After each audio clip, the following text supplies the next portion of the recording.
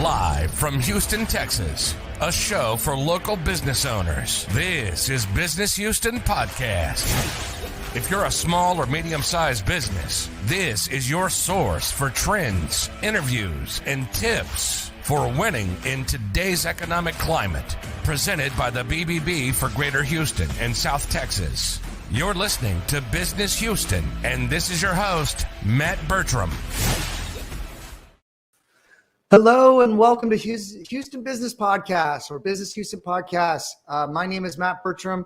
We are having potentially some technical issues today. I don't know. So if it slows down on us, please don't be mad. But I do have a special guest with us today, Selle Evans with masterlybusiness.com. Is that right, Selle? Yes, I'm so excited to be here. Thank you so much, Matt. Well, fantastic. Well, since for anyone watching, we're just doing audio, so we'll pull up your website here so they'll have something to look at. But for all those listening, why don't you tell us a little bit about yourself and maybe how you got started and what your business does? Okay, awesome. Okay, let's talk about me for a little while. Okay, so I am a certified marketing and sales coach. I own the digital marketing agency, Masterly Business Solution, which specializes in personalized marketing solutions and automation. So basically, where I got started was a few years back, I was actually an Inc. 5000 honoree. And I did that in 1 year by growing a fairly aged company by a huge amount within a year of running it. And when I got to Inc. 5000, I looked around and I realized that nobody else at this table looked like me. So I actually started Masterly Business Solutions to help other companies like my own to grow to that extent. And the way that I was able to do that is through really strategic marketing and automation. So ever since then, I have tirelessly listened to every podcast, audiobook. Usually it's an audiobook, unfortunately, but audiobook, read every article and done everything that I could to learn as much as I could about automation and marketing so that I could develop strategies that really work. And that's kind of where we started. That's how we landed in personalized marketing versus all the other types of marketing. No, I love that. I am somewhat familiar with digital marketing myself. And what I can tell you is, automated marketing or emails and SMS and some of the other services that you offer are so powerful, right? Leveraging technology where you can kind of become quote unquote superhuman and do all kinds of personalized targeting is fantastic. I'm a big proponent of it. So fantastic. Maybe you can talk a little bit about some of the services, maybe even some examples of like case studies of how you've been able to help other businesses so people can get an idea of what like automated personal marketing is. Okay. So automation has become huge in recent years, right? But the issue with automation is it can be really impersonal. Right. And that can actually turn people off. And that can actually have the opposite effect of what you're really trying to achieve when you're marketing. Right. Because what you're wanting to do is connect with your audience. You're wanting them to really recognize your brand, connect with your brand, and ultimately convert and then keep coming back. Right. So the difference between general marketing or the general automation is that you're going to use personalized marketing in the way of segmentation and analytics and all these other things to deliver much more personalized messages, but you're still going to do it automated. Okay, so an example of that would be, let's say you run a e-commerce store, just an example, right? And you have a potential customer who's visited your site on 2 different occasions, and each time they're looking at 3-inch heels that are in red tones. Okay, so basically what we would want to do is we would only want to send messages to this potential customer about 3-inch heels in red tones because that's all they care about. They've already told you that. They've already told you that by exactly how it is that they're interacting with your content and your site. So what we do as a company is we set up all of these touch points. We use the analytics. We use all these things to trigger those personalized messages that are really speaking to what the customer has already told you that they're interested in. And we actually add in what we call personalized elements in those messages. Personalized elements, they are images, videos, and GIFs that would have the prospective customer's name, logo, website, company name, you name it, profile picture on LinkedIn, whatever it is that you would want to put in there to really capture their attention and make you really feel like you're speaking directly to them. So in a day and age where everybody is using marketing, everybody's using ads, and everybody's using automation, the real way for us to all stick out as and really connect with our target market is to really personalize that at scale. Got it. So Selle, I question for you. Are you using stuff just trying to kind of zoom in a little bit, like tools like Limlist? Is that like, or abandoned cart marketing? Like, are these some of the different kind of terms, how they could be used interchangeably?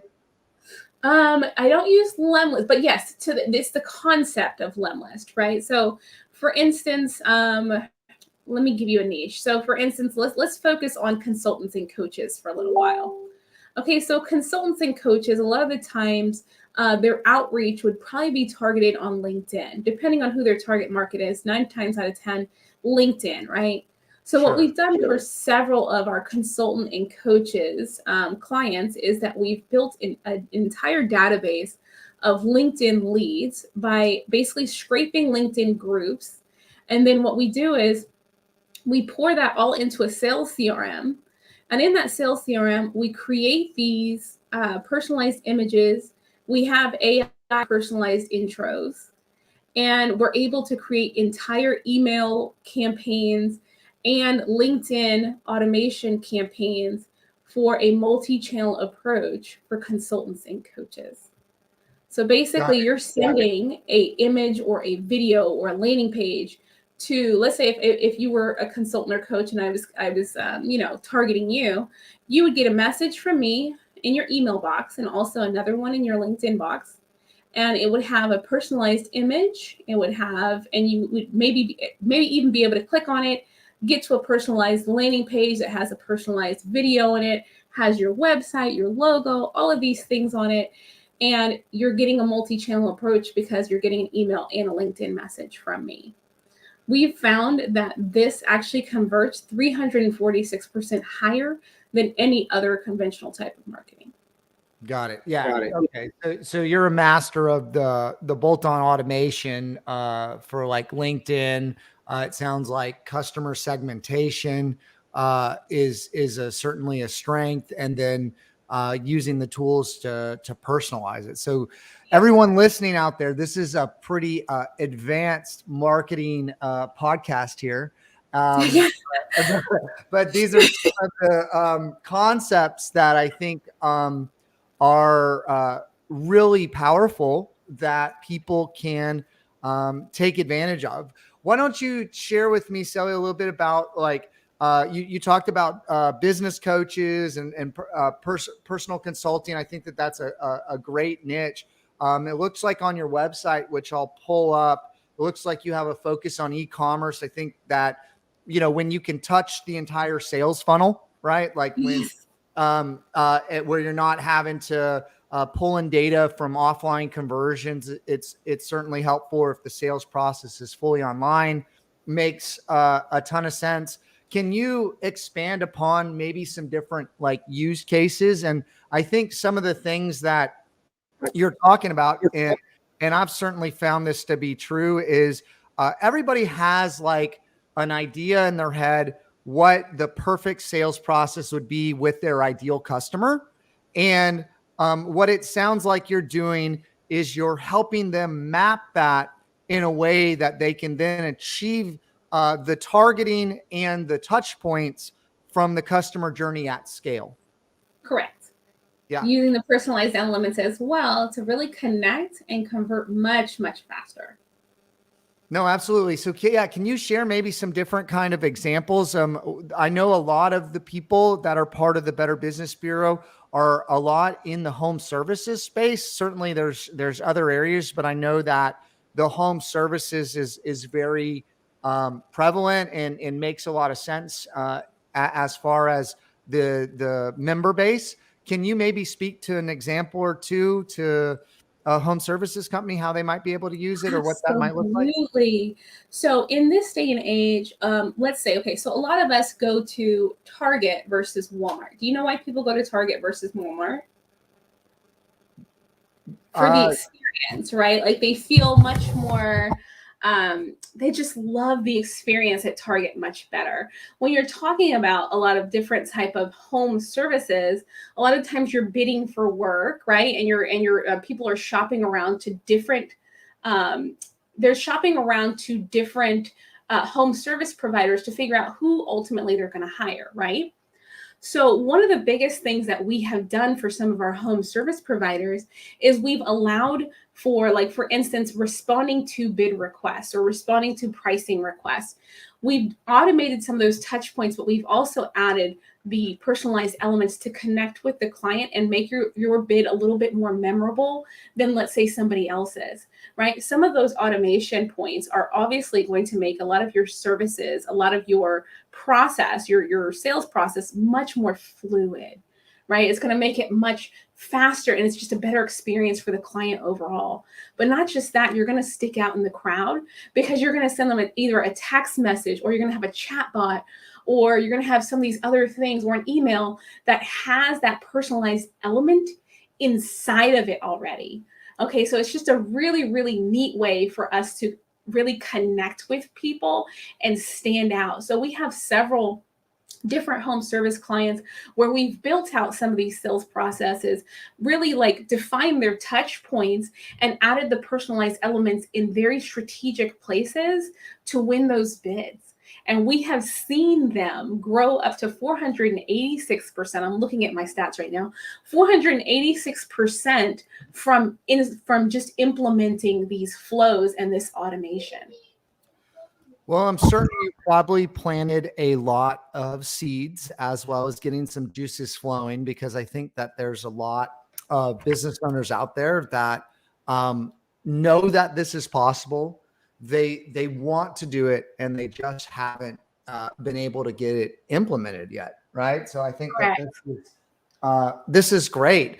You know, what other things just about your services might be helpful to share? Because I just feel like this is something that you really have to wrap your head around to understand it, to like engage with it. So like maybe talk a little bit about maybe who your ideal customer is, you know, how you assess, like, you know, what, you know, if someone was interested in this, like, you know, where do they need to be at a business to implement it to get value? You know, I mean, kind of describe, I guess, that ideal customer a little bit better, I guess.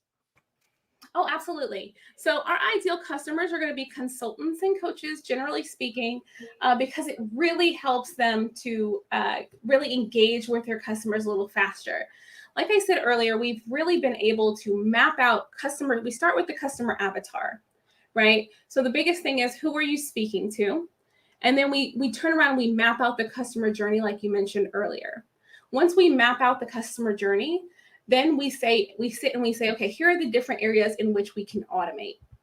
All right, once we've automated, we turn around and we institute the personalized images, GIFs, and videos, and all kinds of other things in order to really bring the customer journey and connect in such a streamlined way. So a lot of people, like, the pain point that we really alleviate for these people is kind of just streamlining that entire thing, connecting with your customer faster, alleviating the pain point of trying to organize who your leads are, what the next step is. Oh, you know, did I follow up with this person?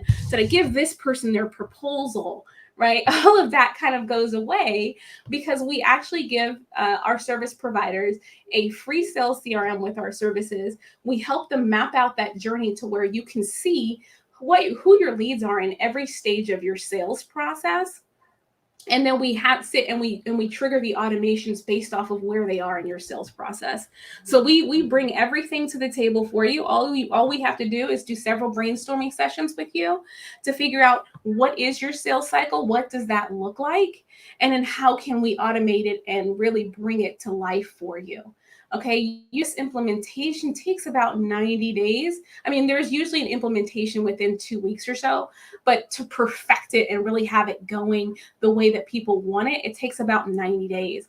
And usually at that 6-month mark, there's usually that exponential growth. And that's usually when we get that 5-star review that you see there on the website. We have an entire wall of love there from everybody who's experienced our services and truly loves it and has seen the benefits of just cleaning it up, putting it down into a sales CRM, implementing that automation, and putting in those personalized elements. Fantastic. I think we could go on for a long time to talk about this. But I think, I think really to keep moving through the interview and, certainly it looks like on your website, there's free discovery calls there. So, I think each situation is going to be certainly, really right, personalized and fine-tuned for them. So how had COVID affected your business, or what did you see in the marketplace that started to change? Okay, so this is such a loaded question. I've been asked this quite a bit. So COVID actually is one of the reasons we really we were doing personalized marketing to an extent before and automation to an extent before, but we really dove into it with COVID. Why? Because at that point, everybody was forced to go online, which means the competition for these online campaigns and stuff became much more stiff, right? Everybody is targeting you online now. So we had to figure out ways to really stand out in the crowd and allow people to connect with us much faster.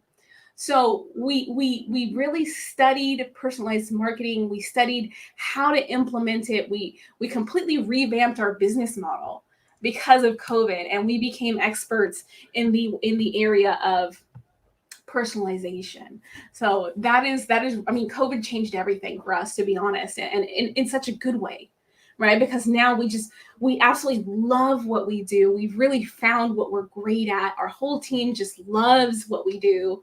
They're always wowed by new concepts and new strategies, because like you said earlier, for each and every service provider, depending on who your target market is, what platform we're targeting, what your actual customer journey is, the actual service implementation looks a little bit different depending on some of those factors. So our team just loves seeing what's the next thing and what's the new implementation. What does this look like for this client and things like that. So we really love what we do, and we really get excited about each and every client, and we love these partnerships that we're building. No, that's fantastic, and I've certainly seen with a lot of businesses from COVID, they've really prospered. Actually, like a lot of the companies that I've talked to really went back to first principles and really leaned on their network and improved what they did, and then really adapted to the trend. So a lot of people, maybe they were doing okay, but COVID forced them to change, and then that helped them adapt and get to the next level. And really everybody in this day and age, I feel like, needs to be starting to look at leveraging personalization, automation, segmentation, customer rating to really make that experience be positive, because there is so much competition now online. Right. And honestly, to be honest, personalized marketing does not end when the conversion happens. We like to use these personalized elements. We like to use the automation also in the customer retention piece. So that's usually a part that people don't think about, but it really helps you to connect to your customers. It helps them to laugh. Like we like to do like a lot of funny GIFs and images and things like that, but also the implementation of, for instance, asking for the review. Right? Once a service is over, being able to automatically ask for a review and actually being able to segment it to say, okay, anybody who rates me under 3 stars, I want an opportunity to rectify the situation before they actually post a review, right? No, So being able to do things like that is amazing. Yeah, I think absolutely that's something that gets missed. I think the data points, because I'm big into the data as well, is that it's something like, the number one reason why people leave is due to apathy from the provider, right? They feel like they're a number. They don't feel like they're paying attention to. They don't feel like they're being cared. They're not being nurtured. And then there's even data surrounding the cost or time it takes to go get a new customer versus maintaining an existing customer. And so customer retention, nurturing, getting those reviews as part of the process are absolutely things that people need to be considering on the back end. Fantastic. Selle, so tell me a little bit about, you recently won an award with the BBB. I want to hear a little bit about that and maybe what the BBB means to you. Oh, absolutely. So yeah, this was actually our first year to I've been kind of hovering around and the idea of being part of the BBB for a few years. And then with COVID, especially, finding different ways to find communities and to find different organizations that you're still able to be active in and a part of throughout COVID has been really important for us. So we joined the BBB this year. We got that award of distinction, and it was just such an amazing thing. So I have loved being part of the BBB. I think it's an awesome organization. It's kind of allowed me to add another badge to our website because we are a certified business with the city of Houston as well. But just being able to say that I'm also accredited with the BBB, that we won an award of distinction with the BBB has been a really neat thing throughout the past year. No, that's fantastic. So we've really covered a lot. Is there any tips out there on maybe I guess the business tip to maybe someone starting a business, and then, to your target customer, and it may be the same tip, right? Because I think what you do is integral in kind of helping businesses build out and perfect and improve that sales process, that follow-up process, that customer retention process. So it is almost synonymous with growing your business. And it seems that you gravitate to that, but I would like to give you the floor to maybe share some pearls of wisdom. Oh, absolutely. So for my small businesses just getting started out there, the first thing I'm going to say is, yes, you need a website. I get asked this a lot. Yes, you need a website. And the reason you need a website is, especially with this digital age, people want a place where they can learn more about you. But also those analytics and a lot of the things that we do on being able to trigger automations and things like that really start with the website. It allows you to have that centralized marketing hub that can grow with you. So that is one of the first things I tell small businesses to do is, yes, even if it's just one page, a landing page that's thoughtfully put together, then please always start with the website. It's very, very important to do so. And there are a lot of free builders out there. We even have one that's for people starting off that want to do it themselves. It's called Masterly Website. It's over on masterlywebsite.com. And it is 100% free to use. And we put a bunch of templates in there for small business owners, service-based businesses, consultants, everything like that in there for you guys, because we want you to get started and we want you to start in the right place.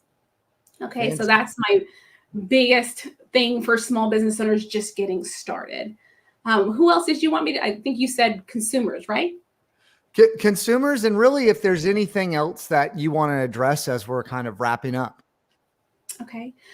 Consumers, I would definitely take a look at really picking picking who you do business with a little bit more carefully, right? If there is a specific, I think small businesses need a little bit more love. We need a little bit more love. So, it's easy to go to some of these huge retailers and just kind of forget about the little guys. But I think we as a society need to do a little bit of a better job of really kind of seeking out small businesses and supporting those small businesses that are working hard to really make a living for their families. So I think we should just kind of, and I've done so with, especially throughout COVID, really seek out smaller businesses that I myself can support instead of some of these larger retailers. So really, please, take a little time and seek out some of these smaller businesses. Man, I think that's fantastic. I don't think I hear that enough, Selle. I think that is really a great tip. I think that there's a lot of small business owners out there that are working really hard, that do an excellent job. And sometimes they get overlooked for maybe the convenience or cost of a bigger brand, but they're missing out on I think so much. And I think small business owners make up the largest portion of the working economy. So fantastic. So is there anything else we didn't cover that you want to make sure to get out there, as well as how do people best get in touch with you? Okay. And like I said earlier, the automation is huge, but one thing I always try to tell people, and one thing I always try to cover in every single lesson, because I do teach some courses as well, is to always find that perfect balance between personalization and automation. Okay, because you don't want to over automate. It is 100% possible. I have done it when I was starting off, but you want to keep those personalized touches. You want to keep that connection. Okay, so you do want to streamline. You want it to be smooth, but just where you're adding personalization and you're keeping those human touches where they're needed. So the best way to get in touch with me is through mashleybusiness.com, or by sending me an email at Selle, which is SELLE, at mashleybusiness.com. Well, fantastic. Well, thank you so much for being on the show. Hang out on the end here. And thank you all for listening to Business Houston Podcast presented by the BBB. Thanks so much for listening. Business Houston puts a spotlight on local small and medium-sized business, interviewing those successful business owners in Houston and those business owners that are winning in today's economic climate. Business Houston is presented to you by the BBB of Greater Houston and South Texas. Make sure to like, rate, and review the show. We'll be back soon. But in the meantime, hook up with us on social media at Hugh Biz Podcast. That's HOU Biz Podcast. Till next time, this is Business Houston.